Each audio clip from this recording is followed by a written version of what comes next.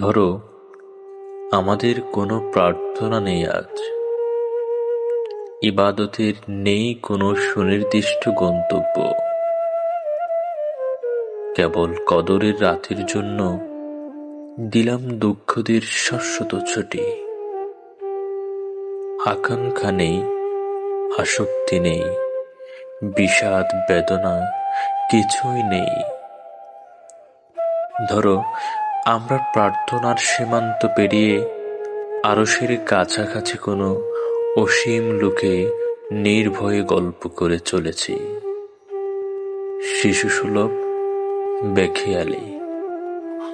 মাবুদ, তোমার সাথে দেখা হলে হাসর, মিজান কিংবা ফুলসিরাতের মাঝখানে আমি নির্ভয়ে বলে যাব আমার সেই স্বপ্নের কথা, রাত্রির এই বিক্ষিপ্ত বাসনার কথা, অলৌকিক অভিলাষের কথা।